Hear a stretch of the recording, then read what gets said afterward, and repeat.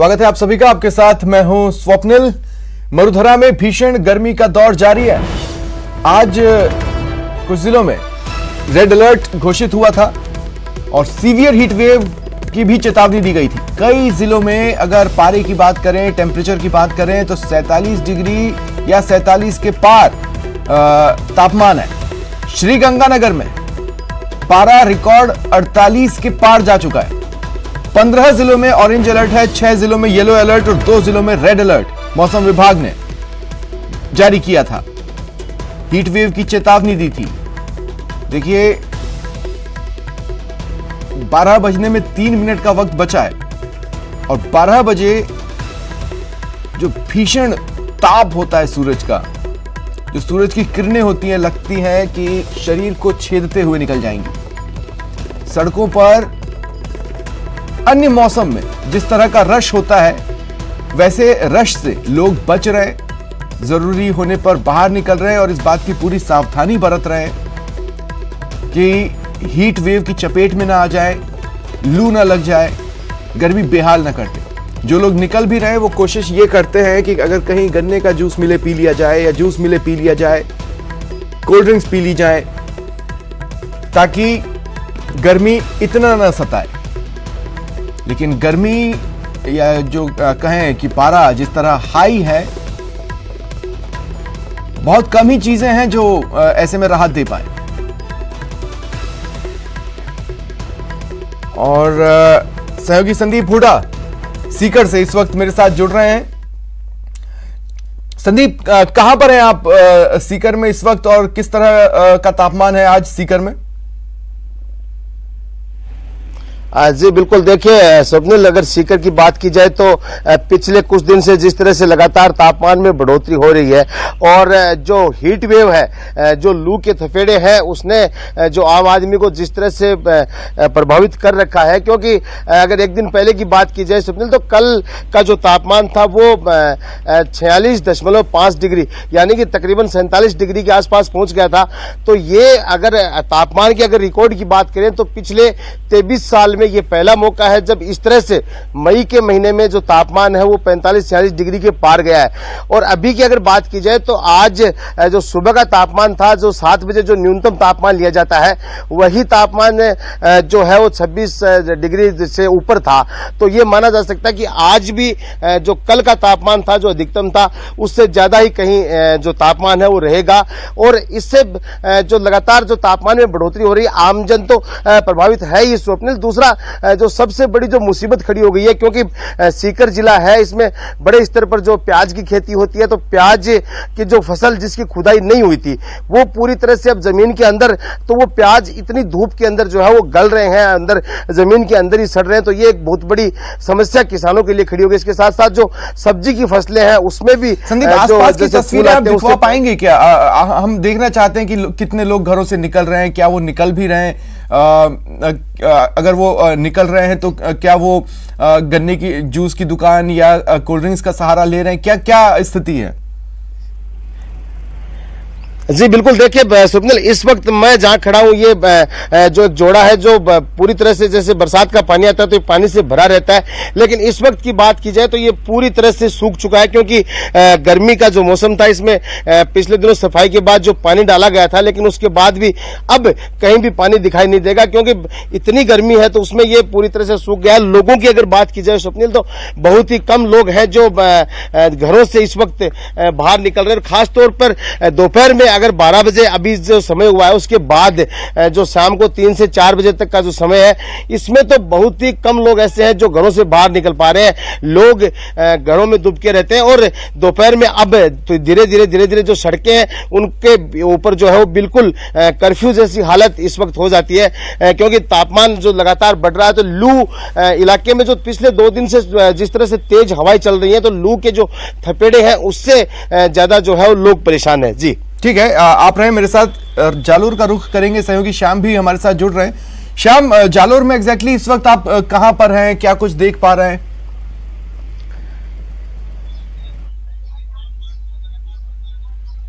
हाँ देखिए, जिस तरीके से पारे में लगातार बढ़ोतरी और इसका असर है वो साफ तौर से जालौर में दिखाई दे रहा है। जालौर में रेड अलर्ट के चलते जनजीवन पर खासा प्रभाव पड़ रहा है। पारा यानी कि 47 और 48 डिग्री पर पहुंच चुका है। ऐसे में एक मार्केट में मैं खड़ा हूं और वहां से आप अंदाजा लगा सकते हैं कि ये व्यापार भीनमाल शहर की वो मार्केट है जहां पर अमूमन इतनी भीड़ भाड़ रहती है कि वहां पर चलना भी दूभर हो जाता है। लेकिन गर्मी के चलते आप साफ तौर से देख सकते हैं कि दुकानदार है वो दुकानों के अंदर बैठे हुए दिखाई दे रहे हैं, तो वहीं दूसरी ओर मार्केट में इक्का दुक्का ही ग्राहक नजर आ रहे हैं। ऐसे अंदाजा लगाया जा सकता है कि गर्मी के सितम है किस तरीके से कहर ढा रहे हैं, जिसका साफ तौर से असर है जालौर में पड़ रहा है। ऐसे में कुछ व्यापारियों से बात करने का प्रयास में, भाई साहब कितनी गर्मी है और इससे व्यापार पे क्या असर पड़ता है? गर्मी फुल पड़ रही है अभी, बहुत ज्यादा गर्मी है, लाइट भी कटौती होती है 2 से तो, और व्यापार में वो कस्टमर आते नहीं ज्यादा गर्मी होने के कारण।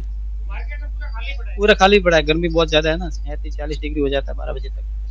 निश्चित तौर से 12 बजे के बाद पारा है वो निरंतर बढ़ोतरी कर रहा है। 47 और 48 डिग्री का टेम्परेचर होने के चलते जनजीवन खासा प्रभाव पड़ रहा है। पूरे मार्केट है वो साफ तौर से सुनसान पड़े हैं, इक्का दुक्का लोग नजर आ रहे हैं।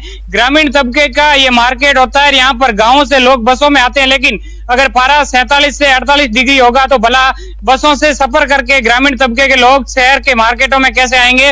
और ऐसे में पूरी तरीके से मार्केट सुनसान पड़े हैं। तो वहीं दूसरी ओर बात करें तो गर्मी की वजह से लगातार बिजली कटौती भी मार पड़ रही है, तो वहीं पेयजल संकट के चलते तमाम प्रकार की जो परेशानियां हैं वो आमजन को करनी पड़ रही है और ये गर्मी के तेवर है वो लगातार बढ़ रहे हैं। तो वहीं मौसम विभाग की ओर से भी लू के बचाव को लेकर दिशा निर्देश जारी कर दी गए। लू को लेकर चिकित्सा विभाग की टीमें हैं वो नेहड़ क्षेत्र की बात करें, सांचौर, रानीवाड़ा, भीनमाल, इन क्षेत्रों में अलग अलग टीमें जारी है ताकि लू से बचाव को लेकर तमाम प्रकार की किट भी उपलब्ध करवाए जा रहे हैं। सरकार की ओर से भी तमाम प्रकार की सुविधाएं मुहैया कराई जा रही है। तो वहीं जिला कलेक्टर की ओर से लू से बचाव को लेकर चिकित्सा महकमे की ठीक है। श्याम रहे आप मेरे साथ, श्रीगंगानगर से सहयोगी अशोक भी अब मेरे साथ जुड़ चुके हैं। अशोक, मैं आपके पास आ रहा हूं और इस बात के साथ आ रहा हूं कि देखिए कितने भी प्रयास कर लिए जाएं वो कम ही साबित होते हैं। गर्मी का जो सितम है उसके बारे में तो कुछ भी कहना जरूरी नहीं है, क्योंकि मरुधरा तो जाना ही इसलिए जाता है।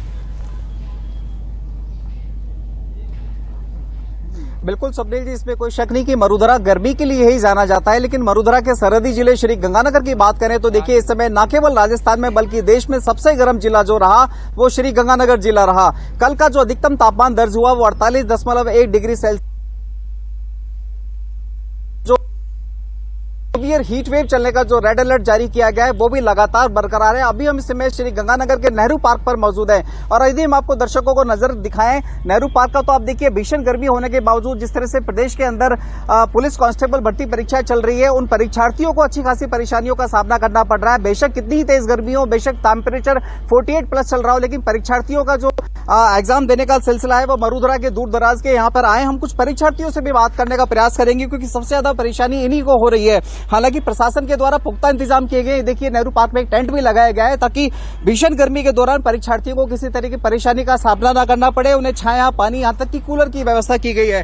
कहाँ से आए आप? सर हम जोधपुर से आए हैं। कैसी गर्मी है इन दिनों श्री गंगानगर में? गंगानगर में सर लगता है बहुत भयंकर गर्मी है। बहुत भयंकर गर्मी है। आप कहाँ से आए? जोधपुर से ही हैं। कैसी लग रही है गर्मी? बहुत भयंकर, बहुत फुल गर्मी है। अच्छा, इस गर्मी को कैसे मैनेज कर पा रहे हैं आप? कर रहे हैं मैनेज, अब पेपर तो देना है इसलिए मैनेज तो करना ही पड़ेगा। देखिए आपने तो पूरा इंतजाम किया हुआ है, कैप भी लगाई हुई है, गमछा भी पहना हुआ है। राहत मिलती है कुछ इनसे? हाँ, उससे थोड़ी बहुत राहत मिलती है। और कुछ आप क्या कहना चाहेंगे?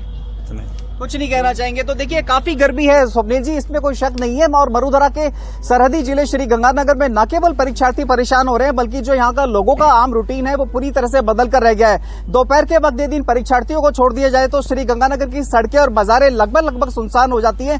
और जिला प्रशासन ने भी श्री गंगानगर वासियों से अपील की है कि इस भीषण गर्मी के दौरान जहां टेम्परेचर 48+ जा रहा हो वहां पर दिन के समय घर से बाहर ना निकलें जब तक बहुत ज्यादा जरूरी ना हो। और यदि निकलना बहुत ज्यादा जरूरी है तो प्रॉपर इंतजाम करके चलें। साथ ही साथ रेगुलर इंटरवल पर तरल पेय पदार्थों का इस्तेमाल करते रहे, पानी का इस्तेमाल करते रहे, छाछ, दूध, दही, लस्सी, यहाँ तक कि गन्ने का जूस का भी इस्तेमाल करते रहे ताकि हमें डिहाइड्रेशन से बचा जा सके। स्वप्निल जी, श्री गंगानगर में जिस तरह से टेम्परेचर राइज हो रहा है, इस टेम्परेचर राइज होने के साथ साथ जो बिजली का कंजप्शन है वो भी काफी हद तक बढ़ गया है, रिकॉर्ड स्तर पर जा चुका है क्योंकि लोग तेज गर्मी से बचने के लिए लोग घरों में रहते हैं और एसी और कूलर का सहारा ले रहे हैं। पिछले 5 मिनट से मैं यहाँ श्री गंगानगर के नेहरू पार्क में धूप में खड़ा होकर रिपोर्टिंग कर रहा हूं, तो आप यकीन मानिए न केवल मैं बल्कि मेरे पीछे जो परीक्षार्थी खड़े हुए हैं, इनकी स्किन जलने लगी है क्योंकि टेम्परेचर बहुत ज्यादा हो गया है। 48 प्लस का इस समय टेम्परेचर चल रहा देखिए, है। मैं कुछ दिनों से इस बात को कह रहा हूं कि एक तो गर्मी है ही है। श्याम और संदीप और अशोक, आप तीनों मेरी बात को सुनिएगा।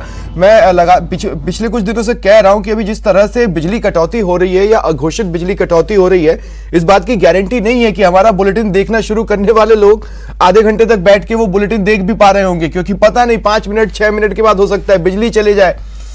मैं संदीप आपके पास आ रहा हूं और मैं ये कहना चाहता हूं, चूंकि मौसम इस तरह का है, लोग बीमार भी पड़ रहे हैं और अस्पतालों का रुख कर रहे हैं। क्या चीजें मैनेज्ड है प्रॉपरली? जी बिल्कुल। देखिए स्वप्निल, अगर इस चीज की अगर बात की जाए तो प्रशासन ने, जिला कलेक्टर ने भी पिछले दिनों मीटिंग लेकर के और ये सभी अस्पतालों को ये निर्देश दिए थे कि गर्मी के जो मरीज आते हैं, खासतौर पर लू, हैजा, इस तरह की बीमारियां इस समय ज्यादा होती हैं, तो उन लोगों के लिए विशेष बंदोबस्त किए जाएंगे। दवाइयों की अगर बात की जाए तो वो इंतजाम तो इन दिनों काफी हद तक उसमें सुधार आया है, क्योंकि जब से ये आदेश दिया गया है कि अगर अस्पताल में जो दवाइयां उपलब्ध नहीं है वो बाहर से खरीद करके दी जा सकती हैं। उसके बाद ये तो थोड़ा इसमें राहत मिली है लोगों को। और लोग जिस तरह से इसमें सबसे ज्यादा जो है वो लू लगने से जो लोग बीमार हो रहे हैं, इसके साथ साथ हैजे के जो मरीज हैं उसमें भी बढ़ोतरी हो रही है। कुछ लोग भी हमारे साथ हैं, हम इनसे बात करेंगे। जिसके देखिए आप देख सकते हैं सुनील की गर्मी से बचाव के लिए जो गमछा है या जो टोपी है, यही है सबसे बड़ा हथियार। भाई साहब, किस तरह की गर्मी पड़ रही है पिछले कुछ दिन से? गर्मी बहुत ज्यादा है सर, गर्मी से हाल बुरा है। यहाँ पे धूप तो इतनी ज्यादा है कि वो तो मतलब हालत खराब। गार्डन का भी वैसे कुछ है नहीं, बस थोड़ा टाइम पास कर लेते हैं, जांटी ऐसे वहाँ पे बैठ करके थोड़ा सा। पेशेंट बढ़ते जा रहे हैं, मरीज हैं लू के वगैरह के, जो गर्मी बहुत ज्यादा है। तो ये जो लोग हैं वो भी परेशान है। जिस तरह से हम जिस तरह गार्डन में थे, यहाँ भी जो पेड़ पौधे थे वो पूरी तरह से जल चुके हैं, तो कहीं ना कहीं लोगों को परेशानी है। वैसे आप क्या करते हैं गर्मी से बचाव के लिए? सर गर्मी के लिए तो वही है कि अभी तो घर पे रहना ही सही रहेगा, क्योंकि गर्मी बहुत ज़्यादा पड़ रही है। यहाँ पे कंडीशन देख सकते हो आपकी, कितना ज़्यादा ये गर्मी की वजह से यहाँ पे सूख गए पेड़ पौधे सब, और आसपास भी कोई बंदोबस्त ऐसा है नहीं कि गर्मी के बचाव के लिए कुछ किया जा सके। तो इसके लिए बस बेस्ट यही है कि अपने घर पे रहे। आम दिनों में तो संदीप यहाँ पे ठीक ठाक भीड़ रहती होगी, लेकिन अब स्थिति ये है कि अगर पेड़ पौधे जल रहे हैं तो हमें ये बोलना चाहिए कि भाई एडमिनिस्ट्रेशन या मैनेजमेंट को इस तरफ देखना चाहिए कि जो पेड़ पौधे हैं वो झुलस रहे हैं, उनको सही समय पर पानी मिलता रहे, रेगुलर जरूरत के हिसाब से रेगुलर इंटरवल पर। मैं जालोर का रुख करूंगा। श्याम, अगर मैं जालोर में होता तो मैं सैटरडे संडे को ना एक छोटा सा डिस्टेंस तय करके माउंट आबू चला जाता, क्योंकि जिस तरह की स्थिति जालोर में है, हमने देखा है कि वहां पर जो बस स्टैंड ही ले ले तो एक तरफ पहाड़ी जरूर नजर आती है, लेकिन उस पहाड़ी से कोई राहत गर्मी की मिल पाती हो बस स्टैंड तक भी, इस बात की कोई गारंटी है नहीं। तो मैं सिर्फ ये कहना चाह रहा हूं कि लोग वीकेंड्स पर क्या आउटिंग्स प्लान कर रहे हैं, या वो भी अब मुलतवी कर दिया है कि छोड़ो यार इतनी गर्मी है, निकलेंगे ही नहीं?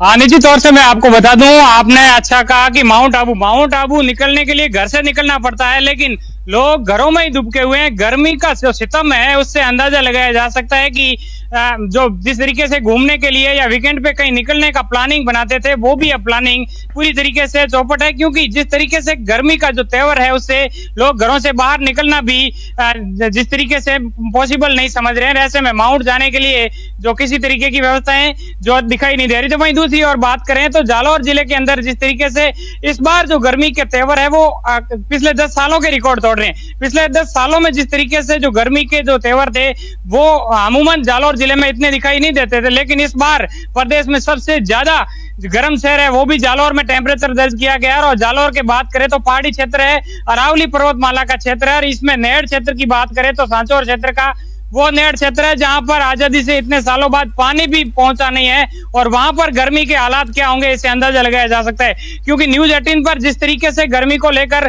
समय समय पर ही कवरेज की जा रही है, विभागीय अधिकारियों से भी सवाल जवाब किए जा रहे हैं, उनके पास भी कोई जवाब नहीं है। क्योंकि जिस तरीके के हालात है, न्यूज 18 ने ग्राउंड से दिखाया था कि नेड़ क्षेत्र के अंदर पानी की एक बूंद के लिए लोग तरसते हैं, वह मवेशी पानी के लिए मर रहे हैं, क्योंकि गर्मी का जो तेवर है वो 48 से पाकिस्तान की तरफ से जो हवाई आ रही है वहां पर 49 डिग्री तक टेम्परेचर चला गया है।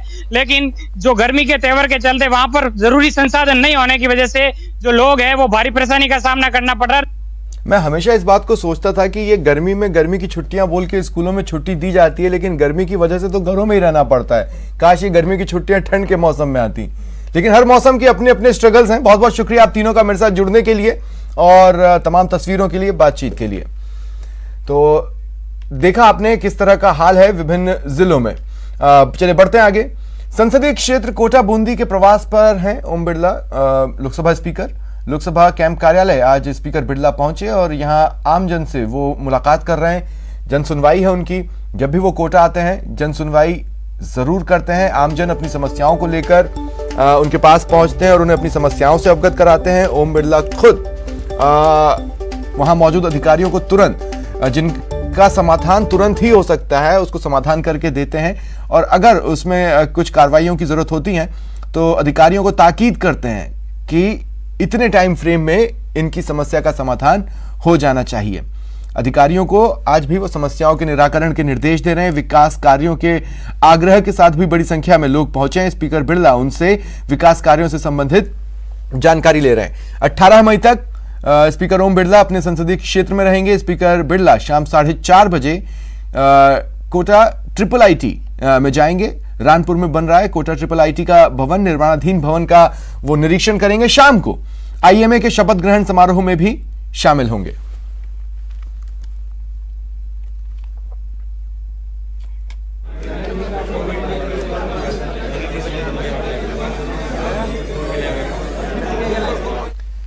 हाईकोर्ट बेंच की मांग को लेकर आज वकीलों ने हंगामा किया। दरअसल वो मुख्यमंत्री अशोक गहलोत से मिलने पहुंचे थे, उनका डेलीगेशन पहुंचा था। इनका कहना है कि उनकी मांग पर ध्यान नहीं दिया जा रहा, जिसकी वजह से ये आक्रोशित हैं। वकीलों ने काले झंडे भी दिखाए और गिरफ्तारी भी दी। बीते 40 साल से हाईकोर्ट बेंच की मांग को लेकर वकील प्रदर्शन कर रहे हैं।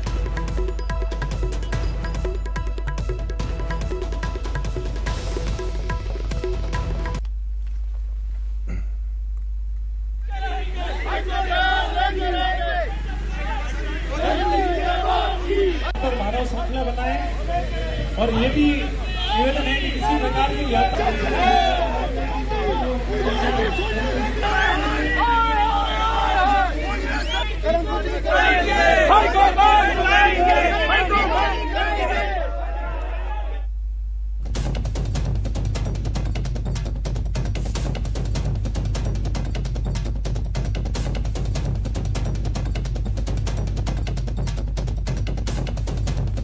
पिछले 40 वर्षों से और पहले यहाँ भी लेटेस्ट पैटर्न के तहत महाराणा साहब ने हाईकोर्ट में मना लिखी थी।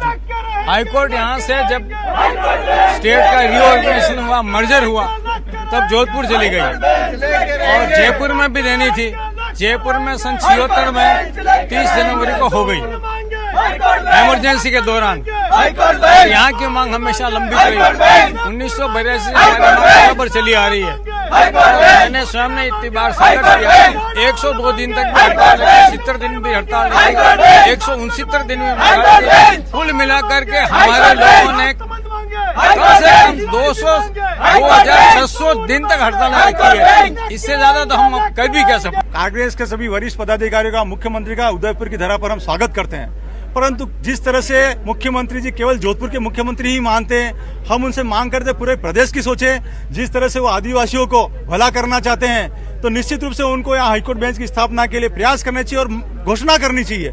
यदि मुख्यमंत्री अगर आदिवासियों को भला नहीं कर सकते तो उनको अपने पद पर नहीं रहना चाहिए। विगत 40 वर्षों से हम इस मांग को 40 वर्षों से मांग कर रहे हैं और संघर्ष कर रहे हैं, मगर जिस तरह से हमारे को वो एक कीड़े मकोड़े की तरह देखना चाहते हैं, हम उनको बर्दाश्त नहीं करेंगे और हम पूरी मेवाड़ की जनता उनको माफ नहीं करेगी। 23 जुलाई 2009 को डॉक्टर एम वीरप्पा मोइली साहब जब भारत के तात्कालिक विधि मंत्री थे और मनमोहन सिंह जी भारत के प्रधानमंत्री थे, उस समय उन्होंने अशोक जी गहलोत साहब को एक पत्र लिखा था, उदयपुर में हाईकोर्ट बेंच की स्थापना के लिए इंफ्रास्ट्रक्चर किए जाए, आप अनुशंसा करिए। लेकिन तब से लेकर के आज दिन तक, चाहे अशोक जी गहलोत हो चाहे वसुंधरा राजे सिंधिया हो, इन दोनों ने किसी भी प्रकार का सकारात्मक उत्तर नहीं दिया है। हमारा जो क्षेत्र है कॉन्स्टिट्यूशन के 5th शेड्यूल के आधार पर आता है और इस 5th शेड्यूल के आधार पर कि झारखंड के अंदर, महाराष्ट्र के अंदर, MP के अंदर तीन बेंचें दे दी गई है, तो हमारे यहाँ पर देने के अंदर क्या हो रहा है?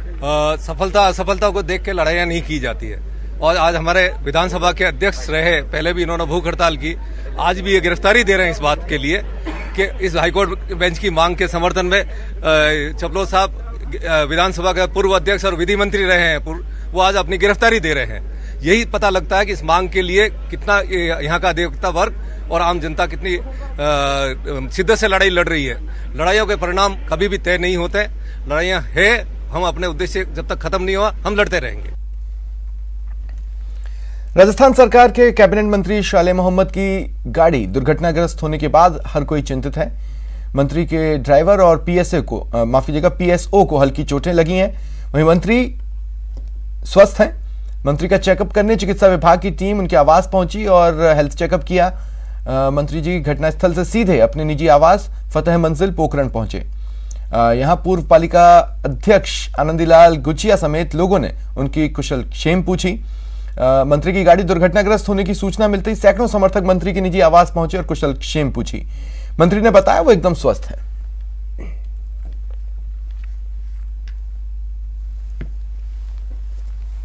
मैं तमाम उन सभी लोगों को धन्यवाद देता हूं जिन्होंने जानकारी प्राप्त होने के बाद में जो मेरे बारे में जो से दुआएं की और सब कुछ जो उन्होंने किया। वैसे आप सबकी दुआओं से मैं सुरक्षित हूँ, ठीक हूँ। जब मैं कल टोक दौरे पे था परिवार क्षेत्र में, नाइट में मैं जब जोधपुर रुक गया था, वहाँ पर स्टॉपेज था, और मॉर्निंग में जब निकला तो जोधपुर से जैसे निकलता है 10-15 मिनट बाद में इंडियन गैस की जो एक ट्रक थी वो बिना इशारे किए उसने अपने गोदाम की तरफ गाड़ी को ले लिया, जबकि हम गाड़ी के पीछे चल रहे थे।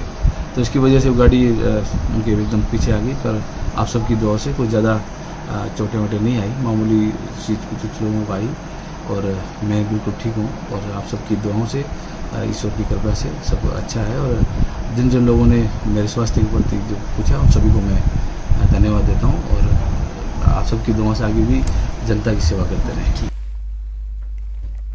बारां के मंडोला गांव में अटरू रोड पर एक चलती वैन में अचानक आग लग गई। देखते ही देखते आग की ऊंची लपटें उठने लगी।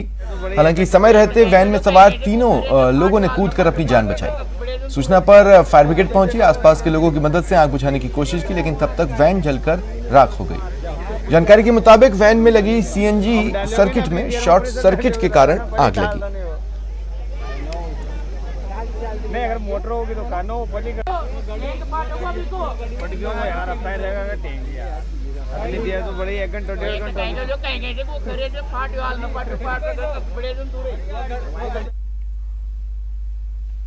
सिरोही के माउंट आबू के जंगलों में पिछले कई दिनों से आग लगी है। आग के कारण कई जानवरों की मौत की आशंका है। हालांकि वन विभाग ने अभी जानवरों की मौत की पुष्टि नहीं की है। भीषण गर्मी के साथ तेज हवाओं के कारण आग बड़े इलाके में फैल चुकी है। वन विभाग का दावा है अधिकतर हिस्सों में आग पर काबू पाया जा चुका है, लेकिन पर्यटकों का कहना है अभी भी कई इलाकों में आग लगी हुई है।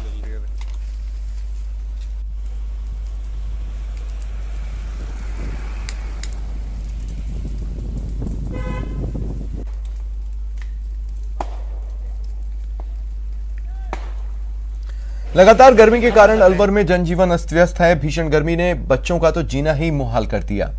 गर्मी के कारण बच्चे डिहाइड्रेशन का शिकार हो रहे हैं। शहर के राजकीय गीतानंद शिशु अस्पताल में मरीजों की संख्या बढ़कर 2 गुनी हो गई है। हालत यह है कि वार्डों में बेड कम पड़ रहे हैं। एक बेड पर 2 से 3 मरीजों का इलाज चल रहा है।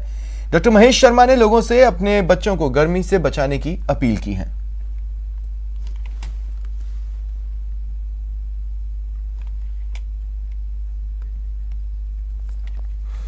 कोटा के संजय नगर में बदमाशों ने जमकर उत्पात मचाया। बदमाशों ने महिला के साथ मारपीट और पत्थरबाजी की।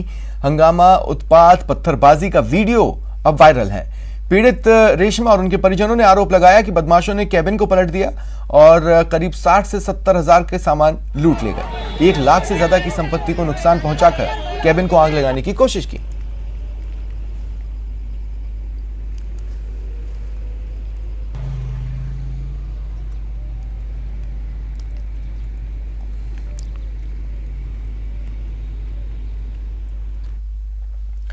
राज्यसभा सांसद डॉक्टर किरोड़ीलाल मीणा धरियावद में आयोजित होने वाले आदिवासी सम्मेलन के लिए जाने के दौरान चित्तौड़गढ़ के निम्बाहेड़ा में मीडिया से रूबरू हुए। उन्होंने गहलोत सरकार पर निशाना साधा। कहा, प्रदेश सरकार चिंतन शिविर के माध्यम से वजूद बचाने की कोशिश कर रही है। आंदोलन सबका अधिकार है, लेकिन मुझे जानबूझकर रोका जा रहा है।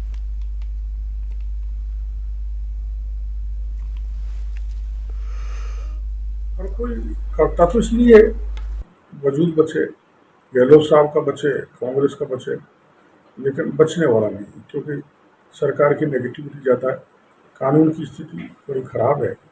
आपने देखा राजस्थान के मुख्यमंत्री खुद एक विधायक को सरेंडर कर रहे हैं।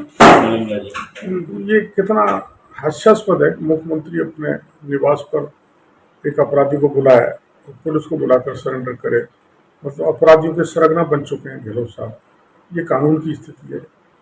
और आप रोज देख रहे हैं लूटपाट, डकैती, बलात्कार, रेप, गैंगरेप, बेतहाशा राजस्थान नंबर 1 पर है महिला अत्याचार, दलित अत्याचार पर। और बेरोजगारी भयंकर है, भ्रष्टाचार चरम पर है, और प्रशासन पर नियंत्रण गहलोत साहब खो चुके हैं।